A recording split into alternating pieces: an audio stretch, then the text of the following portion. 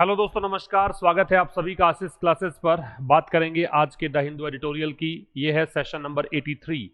Title है आज के एडिटोरियल का क्रीपिंग रिस्क। किस बारे में है ये चर्चा होगी, उससे पहले चर्चा करेंगे क्वेश्चंस की। ये एरर वाले क्वेश्चंस हैं, मैं स्क्रीन से हट रहा हूं। एक बार आप खुद से इनको सॉल्व करने की कोशिश कीजिए।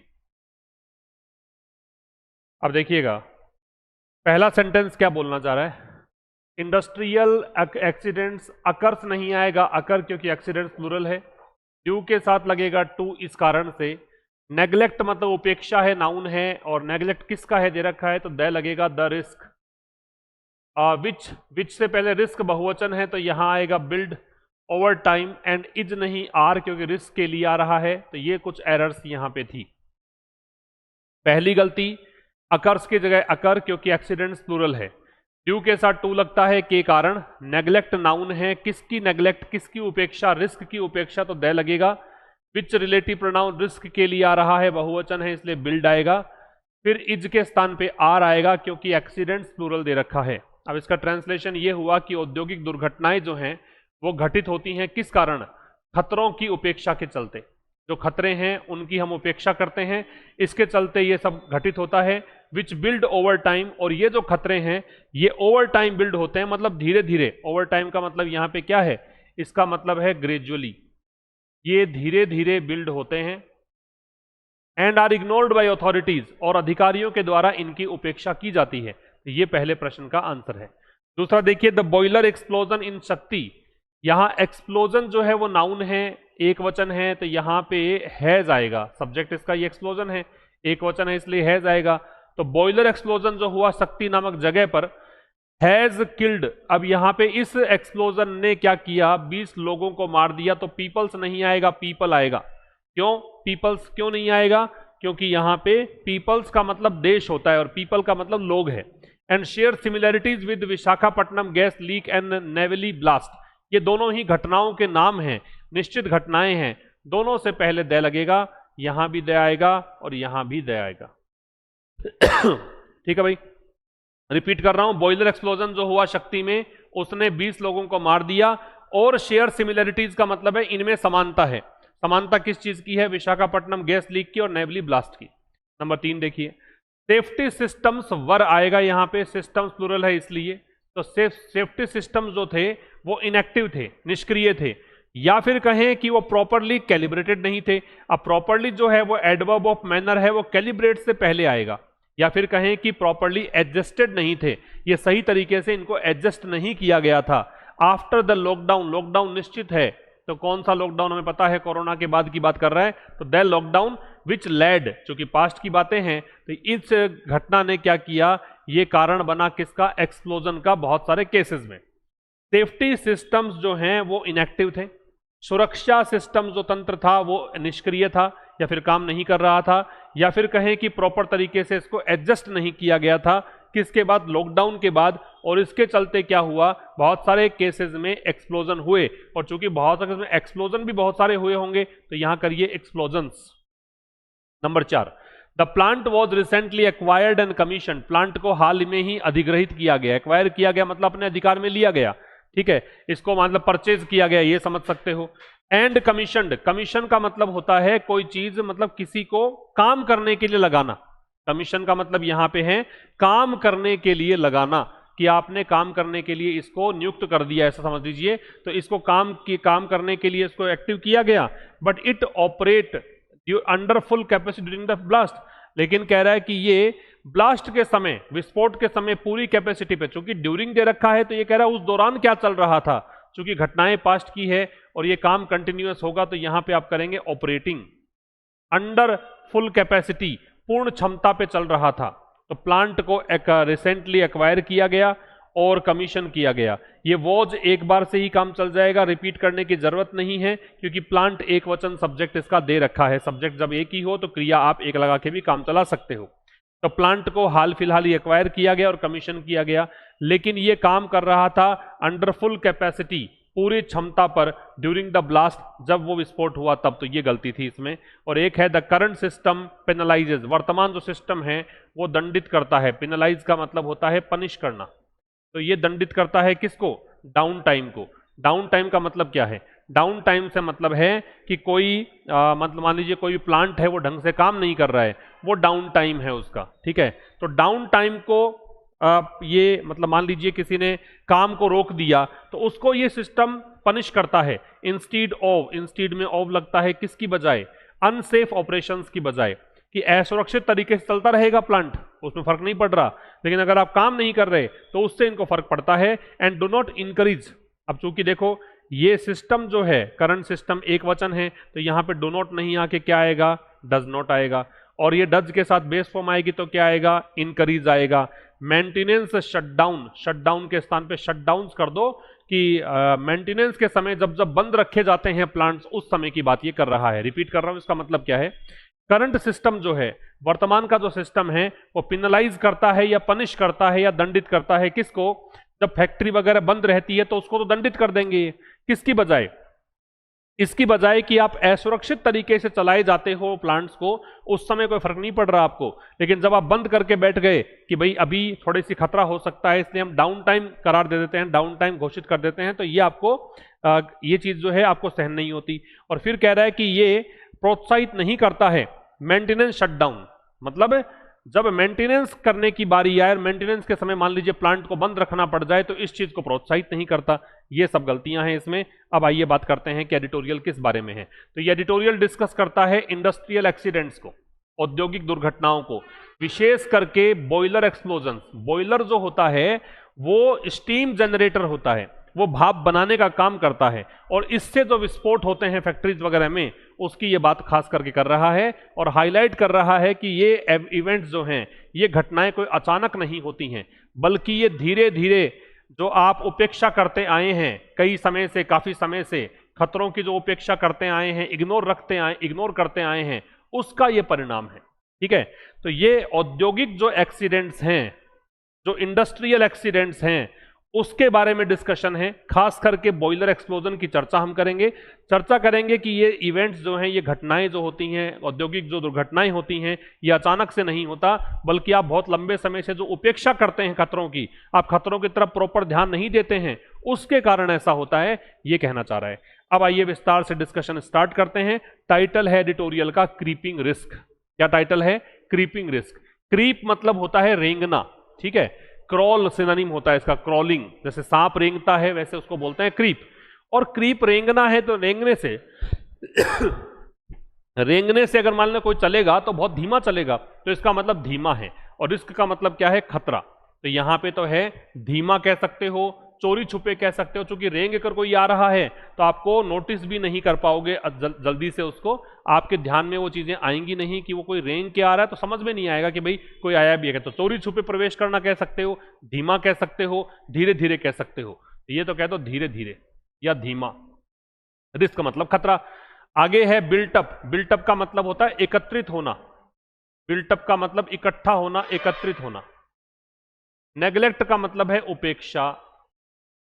अंडरलाइंग का मतलब है फंडामेंटल या हिडन, छिपा हुआ कह सकते हो। अंडरलाइंग का मतलब छिपा हुआ। स्पेट का मतलब है श्रृंखला।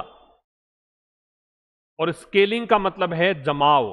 खनिज जो हैं, मिनरल्स हैं, उनका डिपॉजिट हो जाना, उसका जम जाना, ये कहलाता है स्केलिंग। ये बॉयलर के संदर्भ में स्केलिंग की बात हम कर रहे हैं। अदरवाइज तो स्केलिंग का मतलब चढ़ना भी होता है, आरोहण भी होता है, ऊपर की तरफ बढ़ना भी होता है। तो अब देखिएगा क्या कहना चाह रहा है। Creeping risk. क्रीपिंग रिस्क का मतलब धीमा खतरा। किसको लेकर है? इंडस्ट्रियल एक्सीडेंट्स को लेकर है, औद्योगिक दुर्घटनाओं को लेकर है, एंड नेग्लेक्ट ऑफ रिस्क, और रिस्क के नेग्लेक्ट को लेकर है, खतरों के उपेक्षा को लेकर है। जो इंडस्ट्रियल एक्सीडेंट्स हैं, ये सब्जेक्ट, ये घटित होते हैं किस कारण से?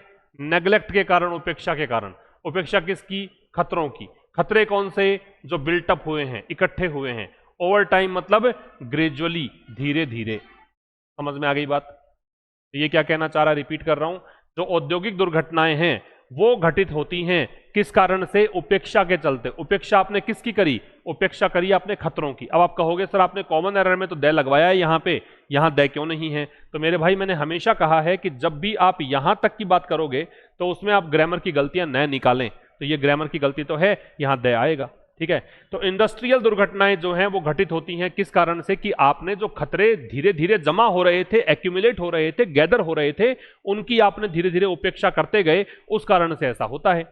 अब देखिएगा इस स्लाइड में क्या है, एन इंजीनियरिंग रियलिटी। इंजीनियरिंग का मतलब कोई चीज बनी कैसे है, कोई चीज टेक्निकली किस तरीके से है, टेक्निकल रियलिटी क्या है, वो है इंजीनियरिंग रियलिटी। तो तकनीकी जो वास्तविकता है, अंडरलाइंग मतलब जो छिपी होती है, द रिसेंट स्पेट मतलब हाल फिलहाल की जो श्रृंखला बनी हुई है बॉयलर एक्सप्लोजन्स की, लगातार बॉयलर एक्सप्लोजन देखने को मिल रहा है, तो वो इंजीनियरिंग रियलिटी जो है इज दैट, वो ये है कि boilers almost never fail this way suddenly, कि भाई बॉयलर्स जो हैं वो इस तरीके से तो असफल होते नहीं है, या बॉयलर्स में विस्फोट ऐसे अचानक से नहीं होता है। दे आर यूजुअली, ये विस्फोट सामान्यतः इसलिए होते हैं ड्यू टू ओवर प्रेशर, कि या तो दबाव ज्यादा बन गया हो, स्केलिंग, या फिर वहां पे मिनरल्स डिपॉजिट हो गए हो, या मिसमैनेज्ड वाटर लेवल, या पानी का स्तर जो है उसको ढंग से मैनेज नहीं किया गया हो, एंड और रिवाइवल स्ट्रेस। रिवाइवल स्ट्रेस का मतलब तुम चालू करते हो बॉयलर को, जब तुम किसी प्लांट को बहुत दिनों तक काम नहीं किया प्लांट में और फिर अचानक से चालू करते हो, तो उसका दबाव हो सकता है। The risk of each of which, और इन सब में से हर एक का जो खतरा है वो धीरे धीरे ओवर टाइम बिल्ड होता है, ये कहना चाहता है। अब समझिएगा, इंजीनियरिंग रियलिटी यहां पे सब्जेक्ट है। कौन सी रियलिटी? जो हिडन है किसमें? जो हाल फिलहाल की जो श्रृंखला बनी हुई है बॉयलर एक्सप्लोजन्स की, उसमें। रिसेंट यहां पे एडजेक्टिव का काम करेगा, स्पेट यहां पे नाउन का काम करेगा, है ना। तो बॉयलर एक्सप्लोजन्स की जो हाल फिलहाल की श्रृंखला बनी हुई है उसमें छुपी जो इंजीनियरिंग रियलिटी है, वो इंजीनियरिंग रियलिटी क्या है? वो है, ये वर्ब हो गई। क्या है? वो ये है कि, ये कंजंक्शन हो गया। वो क्या है कि बॉयलर्स जो हैं, ये सब्जेक्ट, वो ऑलमोस्ट, ऑलमोस्ट मतलब लगभग, नेवर, ये भी एडवर्ब है, एडवर्ब से पहले एडवर्ब आ सकता है, ये बॉयलर्स की वर्ब आ रही है कि बॉयलर्स लगभग कभी भी इस तरीके से अचानक से फेल नहीं होते, ये एडवर्ब है, ठीक है। दे, अब ये जो बॉयलर एक्सप्लोजन्स की बात कर रहा है, ये एक्सप्लोजन्स, ये वर्ब हो गई, यूजुअली एडवर्ब है, ये होते हैं ड्यू टू मतलब बिकॉज ऑफ, किस कारण से होते हैं? ये होते हैं ओवर प्रेशर के चलते। एक कारण तो ये है, दूसरा कारण है मिनरल्स का डिपॉजिट हो जाना, तीसरा कारण है मिसमैनेज्ड वाटर लेवल, ये दूसरा कारण, ये तीसरा कारण, और चौथा कारण है कि इसके साथ साथ ये भी हो सकता है, या फिर ये अकेला ही हो सकता है। रिवाइवल स्ट्रेस की प्लांट को या बॉयलर को तुमने कई दिन तक यूज नहीं किया, अचानक से तुमने यूज किया, तो उसका दबाव हो सकता है, ठीक है। और इनमें से कोई भी, ईच ऑफ विच मतलब इनमें से कोई भी जो प्रत्येक है उसका जो खतरा है वो बिल्ड होता है, ये रिस्क की वर्ब है। ओवर टाइम मतलब ग्रेजुअली बिल्ड होता है, धीरे धीरे बिल्ड होता है। ये आपका फर्स्ट स्लाइड की कहानी समाप्त होती है।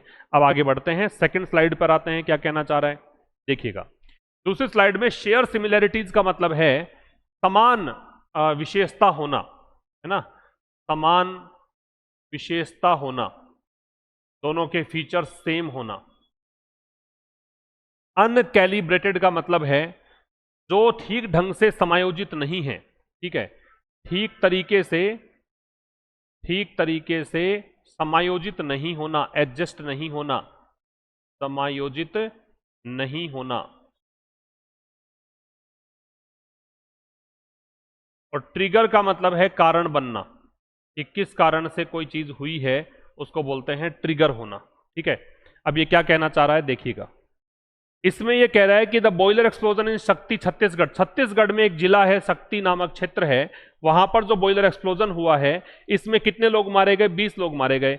Also shares a few similarities, तो ये बॉयलर एक्सप्लोजन जो है वो वैसी ही समानताएं दिखाता है जैसा कि विशाखापट्टनम गैस लीक में देखने को मिला 2020 के अंदर, और जो ब्लास्ट हुआ था थर्मल पावर स्टेशन में, थर्मल पावर स्टेशन, ताप विद्युत जो स्टेशन है नेवली नामक जगह में 2020 में, उनमें भी कुछ ऐसा ही देखने को मिला जैसा कि यहां शक्ति नामक जगह बॉयलर एक्सप्लोजन में देखने को मिला। इन द फॉर्मर, पहले वाला कौन सा?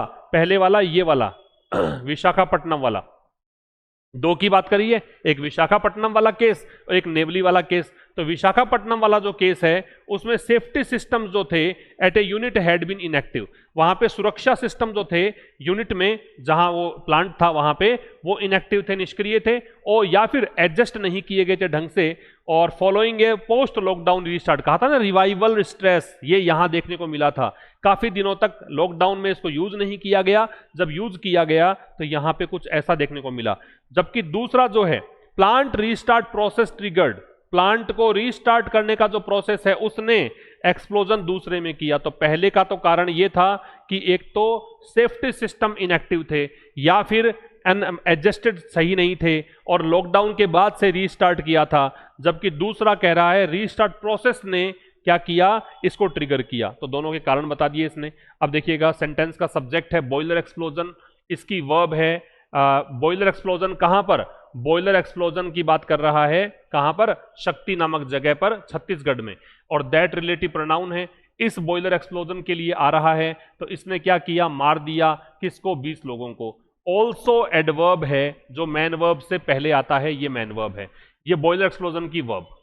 ये शेयर करता है कुछ समानताएं, मतलब इनमें कुछ समानताएं नजर आती है इन दो केसेस से। एक केस तो ये वाला और दूसरा केस नेवली वाला, ठीक है। पहले वाले केस में फॉर्मर से पहले हमेशा दे लगेगा, लेटर से पहले हमेशा दे लगेगा, दोनों एक दूसरे के विलोम शब्द हैं, बताया हुआ है।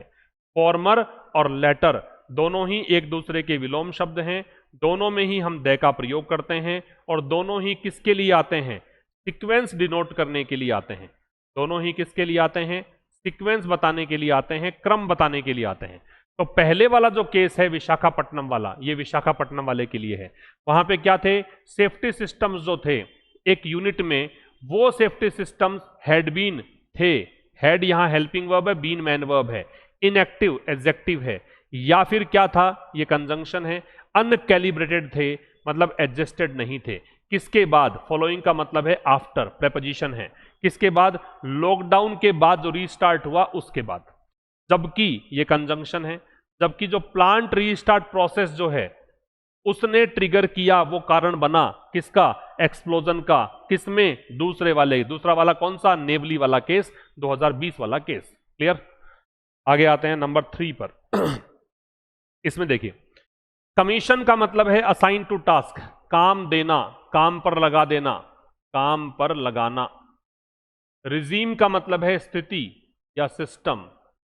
ट्रांजिएंट का मतलब है क्षणिक, टेम्परेरी या मोमेंट्री। इन प्रैक्टिस का मतलब है वास्तविकता में, वास्तविकता में। हाइटेन का मतलब है बढ़ाना। ओवरसाइट का मतलब है निगरानी। और वेरी जो शब्द है इसका मतलब है अलग होना, भिन्न होना, ये मतलब है। ठीक है, ये तो वर्ड्स के मीनिंग हुए। अब इस स्लाइड में क्या कहना चाह रहा है, लेट मी टेल यू। ये कह रहा है कि the Shakti plant had likewise been recently acquired. ठीक उसी तरीके से शक्ति प्लांट को हाल फिलहाल ही एक्वायर किया गया था, हाल फिलहाल ही इसको काम शुरू किया गया था और ये फुल कैपेसिटी पे चल रहा था जब ये विस्फोट हुआ।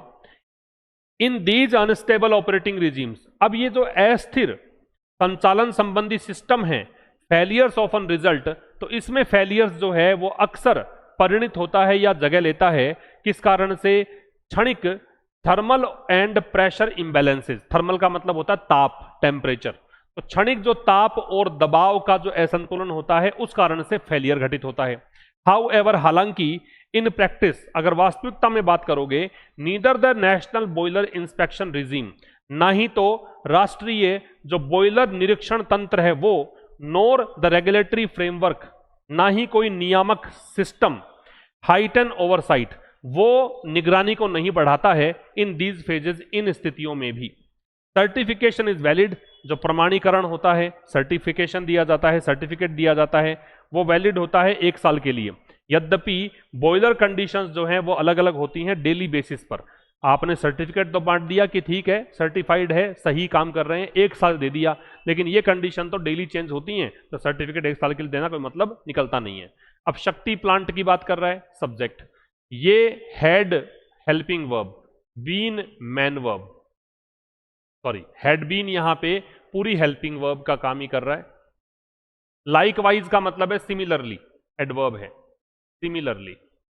हैड बीन हेल्पिंग वर्ब है और ये आपकी मैन वर्ब है, ये भी एडवर्ब है। इसको शक्ति प्लांट को हाल फिलहाल ही एक्वायर किया गया, हाल फिलहाल ही इसको कमीशन किया गया, मतलब काम शुरू किया गया इसमें। और ये शक्ति प्लांट, इसी की वर्ब है वॉज ऑपरेटिंग, ये काम कर रहा था अंडर इट्स फुल कैपेसिटी, अपनी पूर्ण क्षमता पर। किस समय? ब्लास्ट के समय। अब कह रहा है कि इन अनस्टेबल ऑपरेटिंग रिजीम्स में, रिजीम का मतलब सिस्टम है, रिजीम, रिजीम का मतलब कंडीशन है। तो इन दीज मतलब इन, ये पजेसिव एडजेक्टिव है, अनस्टेबल एडजेक्टिव है, अस्थिर, ऑपरेटिंग मतलब संचालन, रिजीम का मतलब स्थितियां। तो इन अस्थिर संचालन स्थितियों में फेलियर्स जो हैं वो अक्सर, ये एडवर्ब ऑफ फ्रीक्वेंसी है, रिजल्ट ये वर्ब है, ड्यू टू, रिजल्ट मतलब ये परिणित होते हैं, असफलताएं घटित होती हैं, क्यों, किस कारण से, इस कारण से, कारण है क्षणिक ताप और दबाव असंतुलन के कारण। हालांकि ये कंजंक्शन है, हालांकि अगर इन प्रैक्टिस बात करें, एक्चुअली बात करें, तो ना ही तो ये, नीदर के साथ देखो नोट लग रहा है, ना ही तो नेशनल बॉयलर इंस्पेक्शन रिजीम और ना ही रेगुलेटरी फ्रेमवर्क, फ्रेमवर्क का मतलब भी सिस्टम है, ना ही तो राष्ट्रीय बॉयलर निरीक्षण तंत्र और ना ही नियामक सिस्टम ये बढ़ाते हैं, इंक्रीज करते हैं ओवरसाइट मतलब निगरानी, इन चरणों में, इन स्टेजेस पर। तो इन स्टेजेस पर ये निगरानी बढ़ानी चाहिए लेकिन नहीं बढ़ाते। सर्टिफिकेशन जो है ये verb valid adjective, certification valid होता है कितने साल के लिए, 1 साल के लिए, याद रखना भाई, इसको हम ईयर पढ़ते हैं, इसी कारण से यहां ए लगता है। अगर ईयर पढ़ोगे, वाउल साउंड से प्रोनाउंस करोगे तो इससे पहले फिर एन लगेगा, लेकिन ये ईयर है, कॉन्सोनेंट साउंड है, इसलिए ए लगता है। तो ये 1 साल के लिए होता है, इवन दो, यद्यपि, ये कंजंक्शन है। बॉयलर कंडीशंस जो हैं वो भिन्न भिन्न होती हैं डेली बेसिस पर, दैनिक आधार पर, ठीक है। आगे देखिए, इस स्लाइड में पिनलाइज का मतलब है दंडित करना, पनिश करना। डाउन टाइम का मतलब है नॉन वर्किंग पीरियड, निष्क्रियता की स्थिति, निष्क्रियता जब कोई काम नहीं करे प्लांट। रिवार्डिंग का मतलब प्रोत्साहित करना, इंकरेज करना, प्रोत्साहित करना। फैब्रिकेशन स्टैंडर्ड का मतलब है विनिर्माण नियम, बनाने के नियम, कि आपने कोई चीज मैन्युफैक्चर की, उसके क्या नियम है, उसके क्या मानदंड है, उसको फैब्रिकेशन स्टैंडर्ड बोलते हैं। इंस्ट्रूमेंटेशन का मतलब है निगरानी, निगरानी तंत्र। अब इस स्लाइड में कह रहा है द करंट स्ट्रक्चर, जो वर्तमान सिस्टम है, वर्तमान ढांचा है, ऑल्सो पिनलाइजेस, वर्तमान का जो भी सिस्टम है वो क्या करता है, वो दंडित करता है डाउन टाइम को। मान लो कोई प्लांट काम नहीं कर रहा तो उसको वो पनिश करता है, किसकी बजाय, अनसेफ ऑपरेशंस की बजाय, मतलब असुरक्षित तरीके से मान लो प्लांट चला रहे हो तो उसको पनिश करना चाहिए, लेकिन आप प्लांट चलाइए, भले ही असुरक्षा कितनी भी हो, भले ही रिस्क कितनी भी हो, उससे फर्क नहीं पड़ रहा है इनको। रिवार्डिंग मेंटेनेंस शटडाउन्स, और प्रोत्साहित करने की बजाय किसको, कि भाई मेंटेनेंस के लिए आपने शटडाउन रखा कुछ दिन, आपने रख रखाव के लिए, चीजों को वापस से मरम्मत करने के लिए, देखरेख के लिए आपने शटडाउन रखा, उसको प्रोत्साहित करना चाहिए आपको, ताकि इन दुर्घटनाओं से बचा जा सके। लेकिन एक्चुअल में ऐसा होता नहीं है, वर्तमान का स्ट्रक्चर ही ऐसा है जो अगर आपने प्लांट को बंद रख लिया तो उसको तो पिनलाइज करेगा, लेकिन अगर आपने रख रखाव के लिए शटडाउन रखा उसको पिनलाइज नहीं करेगा, और अनसेफ ऑपरेशंस किए जा रहे हो उसको पिनलाइज नहीं करेगा। आगे कह रहा है events such as those at Shakti, जिस प्रकार घटनाएं घटी शक्ति नामक प्लांट पे, आर ऑल्सो एविडेंस, ये प्रमाण है दैट द फ्रेमवर्क जो फोकस, कि वर्तमान के सिस्टम का तो कंसंट्रेशन है, फोकस है, वो किस पर है, फैब्रिकेशन स्टैंडर्ड्स पर है। वो केवल इतना ही है कि आपने कोई चीज का मैन्युफैक्चरिंग करी तो उस स्टैंडर्ड को तो फॉलो करते हैं ये, किसकी बजाय, लगातार निगरानी रखने की बजाय, एंड ऑडिटिंग और निरीक्षण की बजाय, है ना। तो ये जो चीज है ना, ये काम ही नहीं कर रही है, ये आपका जो काम करने का तरीका है वो फ्रूटफुल नहीं है, वो रिजल्ट अच्छा देने वाला नहीं है। तो करंट स्ट्रक्चर जो है ऑल्सो एडवर्ब हो गया, पिनलाइजेज इसकी वर्ब हो गई। करंट स्ट्रक्चर पनिश करता है किसको, डाउन टाइम को, किसकी बजाय, याद रखें इंस्टीड में ऑफ लगेगा, अनसेफ ऑपरेशंस या रिवॉर्ड की बजाय। रिवॉर्डिंग का मतलब है इंकरेजिंग, प्रोत्साहित करना, कि आप मेंटेनेंस शटडाउन को रिवॉर्ड करें, मेंटेनेंस के टाइम पे अगर फैक्ट्री बंद रख दी तो उसको आपको प्रोत्साहित करना चाहिए, अनसेफ ऑपरेशन को आपको पनिश करना चाहिए। लेकिन आप पनिश किसको करते हैं कि आपने प्लांट को बंद रख दिया, तो ये इनके जमती नहीं है। इवेंट्स, घटनाएं, सच एज फ्रेज है जिसका प्रयोग हम एग्जाम्पल देने के लिए करते हैं। तो जैसे इवेंट्स घटित हुए शक्ति नामक प्लेस, ये जो प्लांट है वहां पर, इन इवेंट्स की वर्ब है आर, ऑल्सो यहां पे एडवर्ब है।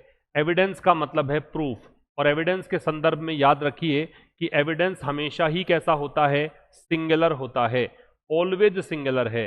कभी भी ये प्लूरल नहीं होता, ये आपको याद रखना है, ये ऑलवेज सिंगुलर है।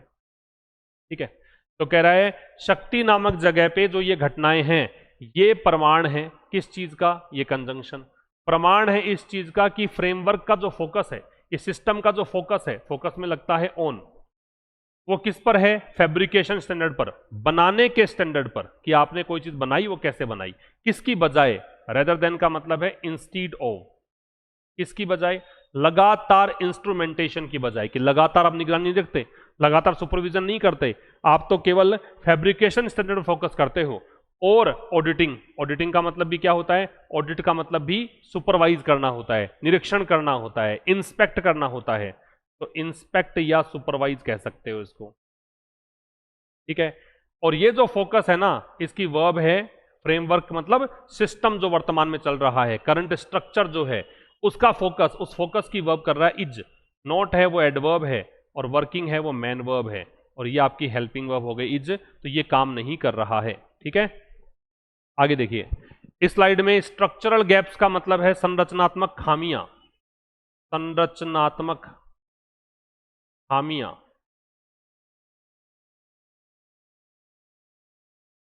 कह रहा है कि सेंटर्स फोकस, केंद्र का जो फोकस है on ease of doing business, केंद्र सरकार क्या कहती है कि हम आपको बिजनेस के लिए बहुत आसानी प्रोवाइड करवाएंगे, आपको कंफर्टेबल रखेंगे, आपको इतने रूल्स रेगुलेशन से नहीं गुजरना पड़ेगा, तो ये सेंटर का मोटो है, फोकस है।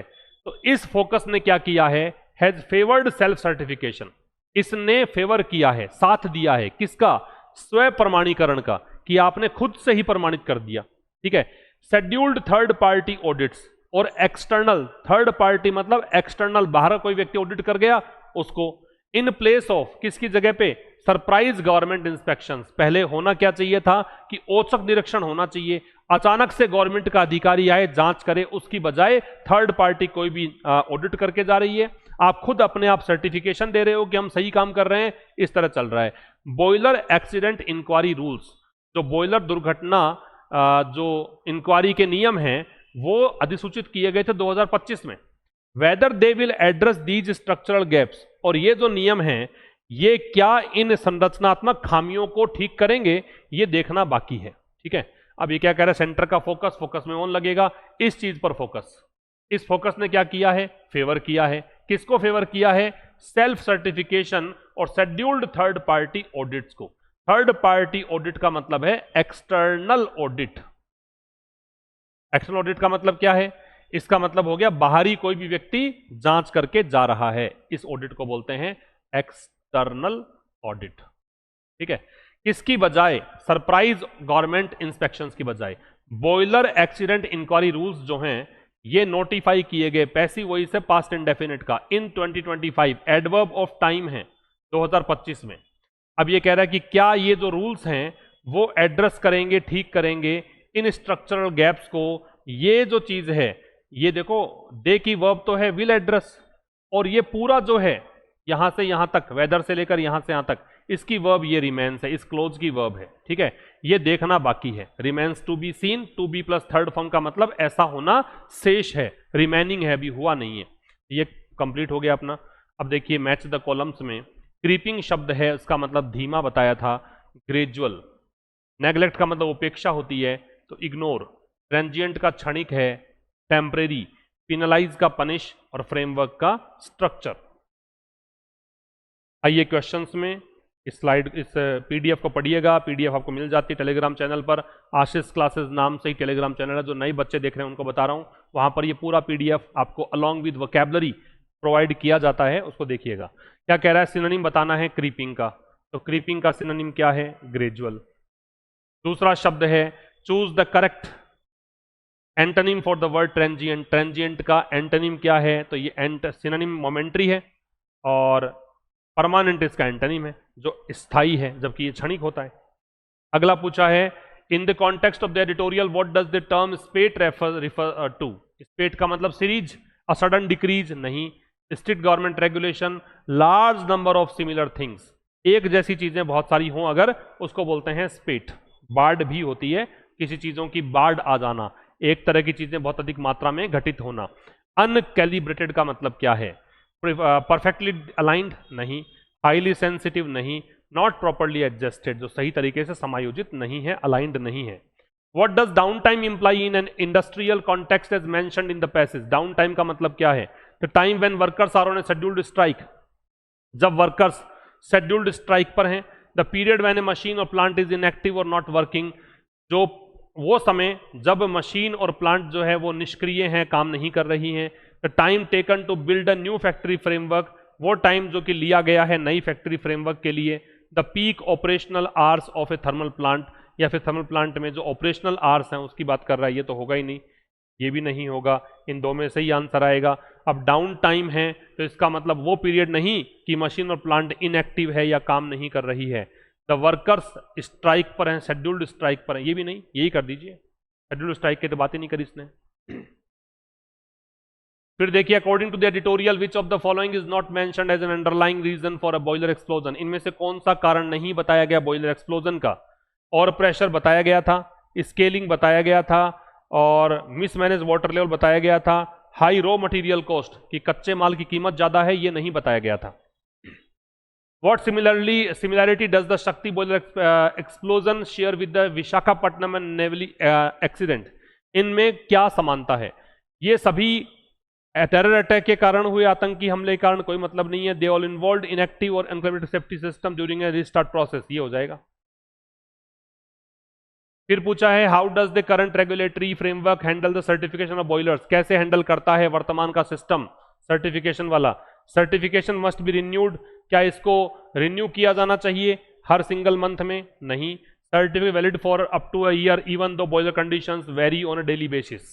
एक साल के लिए प्रमाणीकरण होता है, इसका सर्टिफिकेट दिया जाता है, लेकिन ये डेली बेसिस पर स्थितियां चेंज होती हैं.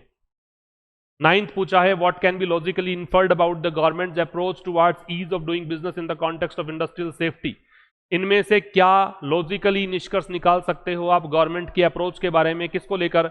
ईज ऑफ डूइंग बिजनेस के लेकर. It has strictly eliminated all chances of industrial accidents. नहीं. It prioritises stringent surprise checks. नहीं. It favour self certification which may contribute to ignoring structural safety gaps. ये favour करता है किसको? कि आप खुद प्रमाणित कर दो कि हम ठीक ही काम कर रहे हैं, ये आंसर आएगा. और एक पूछा है why does the author argue that the current structure penalises down time instead of unsafe operation. लेखक क्यों ये तर्क देता है कि वर्तमान सिस्टम जो है वो पेनलाइज करता है डाउन टाइम को, किसकी बजाय? अनसेफ ऑपरेशंस की बजाय. Because companies are rewarded financially by the state of shutting down factories. because the system forces continuous operation for profit, treating necessary safety related maintenance poses as a negative outcome. क्योंकि आज का जो system है focus करता है कि लगातार काम चलना चाहिए, प्रॉफिट आना चाहिए, बल्कि जो सेफ्टी रिलेटेड जो मेंटेनेंस के जो गैप हैं या पोज हैं उसको ये नेगेटिव आउटकम मानता है कि रोक दिया अगर काम आपने तो प्रॉफिट जो है हमारा वो कम हो जाएगा. इस तरह की बात है, तो बी आपका आंसर आएगा. ये था अपना सेशन नंबर 83. मुलाकात होगी अब कल एक नए सेशन के साथ ठीक शाम 5 बजे. तब तक नमस्कार. Thank you very much.